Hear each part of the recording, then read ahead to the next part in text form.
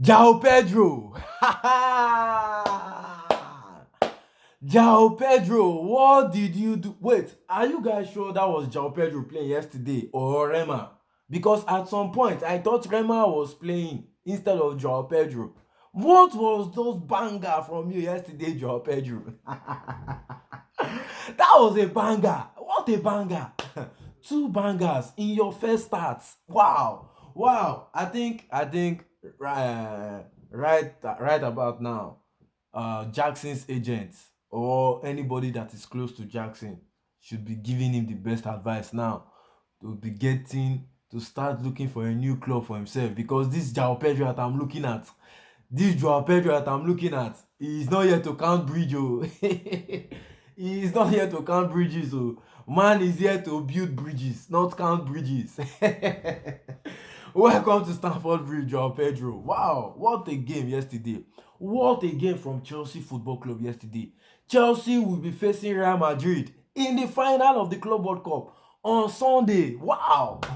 Chelsea got to the final of the first Club World Cup new edition. It's a very impressive feat for them.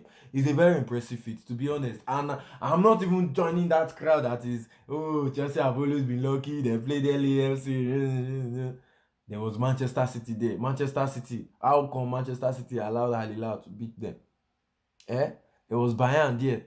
So there is nothing like lucky. There is nothing like lucky. Chelsea is there because they deserve to be in the final. They clearly deserve to be in the final. And it is not, it is not a coincidence that Chelsea are in the final. It is not a coincidence. But first of all, you guys click on the subscribe button, support me, like, comment and share, because it is your like and your comment that will ginger me to do more videos like this. So please try to subscribe and get me to 1,000 followers, so let's grow together. I'm telling you, I still keep on saying it, this football channel is here to stay because I live for football.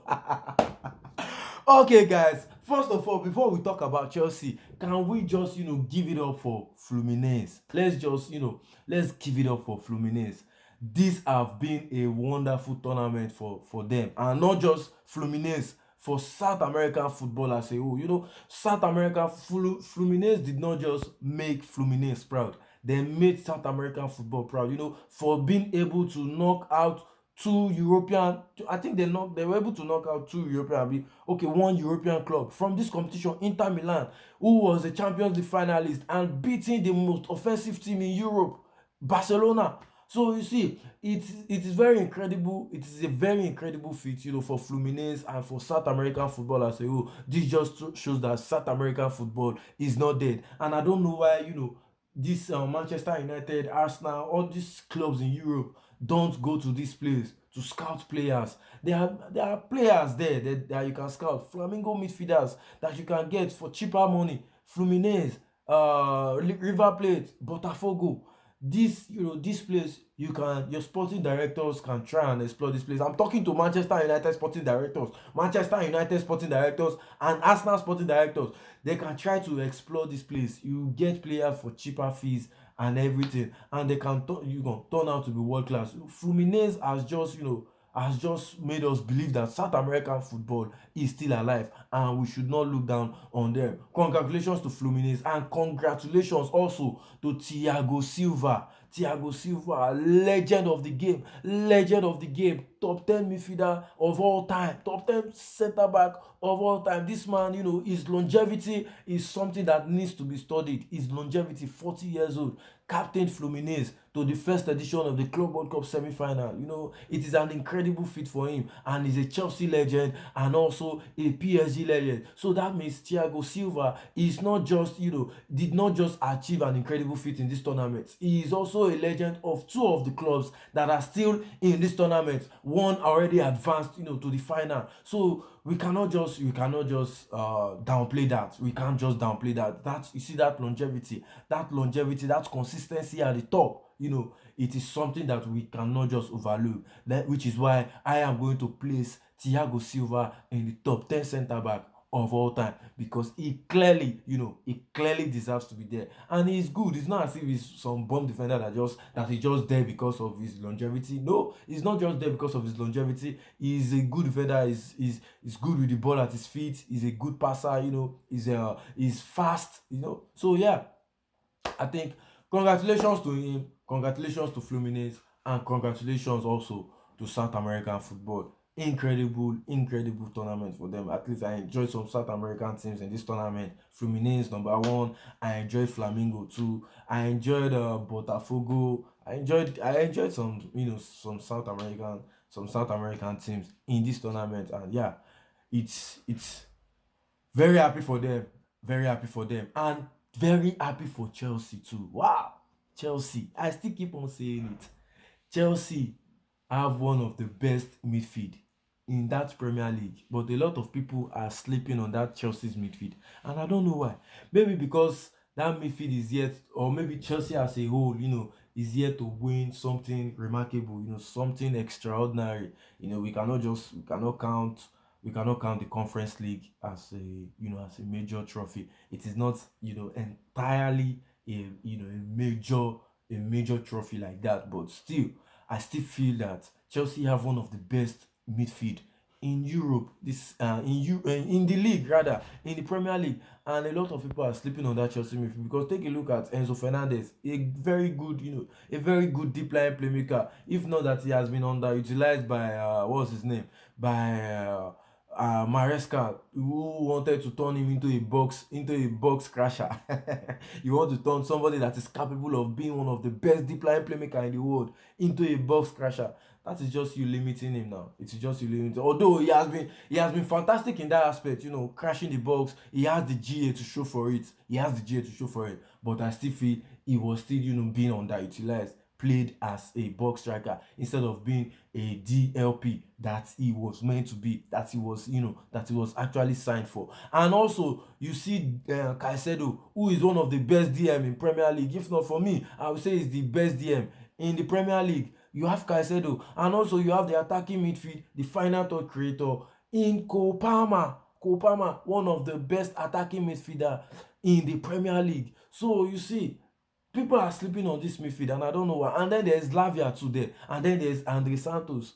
So you see all these things, and then there's Luis Briel. So you see all these things. These are the things that I've put into consideration, and I feel like this Chelsea team is going to dominate the Premier League for in the coming years. They are going to dominate the Premier League in the coming years because one, they are young cause of talent, and they still have a lot, to offer. Most of them, I think they are just 22, 23, 24, 20. I think their age, this thing, I think it should be 26. I don't think there is any player in that Chelsea squad that is up to 27. I don't think so. So yeah, they are still going to dominate. Yesterday, Sanchez was in his bag. To be honest, Sanchez was in his bag. But I still think Chelsea needs to get a world-class keeper if they are to challenge for the title, because you are going to need a world-class goalkeeper, a title challenging goalkeeper, if you have to contest, for any Premier League. Because I still feel as though Sanchez is still prone to making mistakes. Sanchez is still prone to making errors. But yesterday, I won't lie, it was in his bag. It was very, very fantastic yesterday. Good performance from him. He was focused from minute one to minute 90. He was focused in the game. I will give it up for him. And then this centre back pairing of Tosin and Trevor Chalobah. This might just be the best centre back pairing for Chelsea in the long run. Oh. This might just be the best centre back for Chelsea in the long run, because look at how focused that defense is yesterday. Look at how coordinated it was. The both of them are good. They're good aerially, good on the ground, good in the air also. I think this might be the best centre back pairing for Chelsea, because I love the coordination that I saw yesterday from both of them. Like I said, Chelsea dominated the game all through. I think it was just getting to the final minutes of the game when Fluminense tried to push if they could get something in the game, but already the game was already done because Chelsea already increased the deficit to 2-0.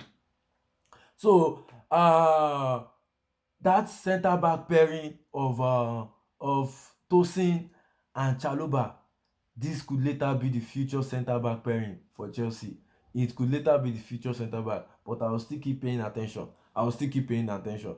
Gusto too was okay yesterday. He was good yesterday. But when Rhys James came in, you could see that he brought that that level of calmness in that right back. You go know say difference dey when Rhys James dey pitch.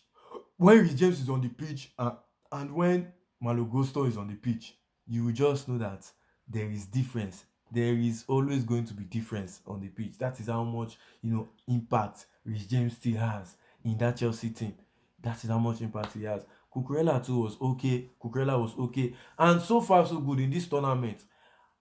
Cole Palmer has not really impressed me in this tournament. Yeah, I don't know about you guys though. I don't know. I don't know about other Chelsea fans, but if we are being honest, if we are being sincere with ourselves, Cole Palmer has not really impressed in this tournament. I think so far in this tournament, he just had about one goal and maybe one assist or two assists so far in this tournament, which is not impressive for a player of his caliber like Cole Palmer. A player of his caliber like that, you are supposed to be carrying the team. I think midfielders like Enzo Fernandez and Caicedo have been far, better than Cole Palmer in this tournament. But he is going to be given the benefit of doubt. He is going to be given the benefit of doubt because he has been the one carrying Chelsea now for I think for 2 seasons. Yes, for 2 seasons now, he has been carrying Chelsea. He has been carrying all the workload, scoring the goals, creating chances. So everything is on him to score goals, to create chance, to create something. So everything has been on him. So I feel as though he still, he deserves that benefit of that. And I know that next season he is going to come well. I think he's played 63 or 64 games so far this season, and that is a lot of games. So it is normal for him, to be tired. But I just feel as though I just wanted to state that out that so far so good. He has not really impressed in this tournament. I think players like Neto have been Chelsea's best player in this tournament. 3 goals in this tournament so far for Neto, and he was electric yesterday, especially in that first half. They had no answer. That Fluminense defense had no answer to Neto. This food that Neto is cooking this season. Don't worry, Neto. I am seated for your greatness this season. You are one of the players I'm going to be paying, close attention to, starting from next season, because so far so good. He has had a very very amazing tournament. Chelsea best player so far in this tournament is their best player so far in this tournament. And Joao Pedro, back to Joao Pedro again. Two wonderful goals from Joao Pedro. Two world class bangers from Joao Pedro. Two world class bangers. You know, two world class bangers. In fact, I was struggling to pick between the first goal and the second goal, which was more world class. Because that first goal, where he hung that ball, prime Neuer, prime Buffon, prime Casillas, had them join together. I don't think any keeper can catch that ball. I don't think so. And then he said the first time was nice. I need to do it again. He didn't just stop there. He said the first time was so nice. I need to do it again. And then he decided to score another banger, another world class banger. This time he hit ricochet. Abi how dem dey talk am? He hit the pole and then enter. What a two wonderful goals from him. I think this guy in the long run will be Chelsea's, will be the revelation for Chelsea. But I still reckon that Chelsea should still watch him for now. You cannot just conclude over one game over Fluminense. You still have to, keep on watching him and see how he does, because the fact that he scored 2 goals yesterday does not mean he cannot go on 15 games goal drought in the next game or in the Premier League. So don't be fully relaxed yet. Still take your time to watch and see if it is going to be a successful signing. But for me, I feel it is going to be a successful signing. This just brings me to the point that why did Delap take that number 9 in the first place? Why did Delap take that number 9? He might be a good, presser, a good, everything, but I still think this Joao Pedro will have a lot of impact in this Chelsea team than Liam Delap. But that is just my own thoughts though. Remember that Gittens is still coming, so get Neto will now be moved to his preferred position. So this Chelsea team, from in my opinion, this Chelsea team will be title challengers next season. I'm sure. I'm very sure about that. This Chelsea team, they are going to be a worthy title challengers next season. For me, that is just how I am I am viewing this Chelsea team for next season. They are going to be worthy title challengers because having Gittens as your left winger, Joao Pedro as your number 9, who can play as a false 9, can play in fact any position in that attack. So if this Joao Pedro provides a lot of option, a lot of varieties for Maresca. Maresca that even likes to experiment. So he will provide a lot of ideas, for Maresca to explore. So I still feel he is going to be an impactful signing, and Chelsea themselves are going to be one of the best teams in the Premier League next season. That is just my thoughts though. But Chelsea fans, do you guys really think you are capable of beating Madrid in the final, or you are capable of beating PSG in the final? In my opinion, no. Your last bus stop is that final. Sad to say, Chelsea. Sad to say. I love Chelsea, to be honest. I love you guys, but I don't see you beating Real Madrid or PSG in that final. Number one is player quality. You don't have their quality. And number two is the tactical aspect. I don't think Maresca is as tactically good, is as tactically sound as Enrique and Xabi Alonso. But I could be wrong. I could be wrong. And Chelsea could win, the first edition of this Club World Cup. I could be wrong, but me, I don't see Chelsea getting past Real Madrid or PSG. But I know that you are going to be playing Real Madrid in the final because I'm a Real Madrid fan. So yeah, of course, you're going to be playing me in the final. So yeah, I still don't see Chelsea beating Madrid in the final. But let me know what you think, guys. Let me know your thoughts about this. Joao Pedro, wonderful signing for Chelsea. Wonderful goal yesterday. Chelsea have been cooking good in this tournament. Don't forget to like, share, comment, and subscribe to this channel. More football news coming to your more football news coming to your page. I promise you. Let me know your thoughts, and I'll be under the comments. Thank you guys, and see you in my next video.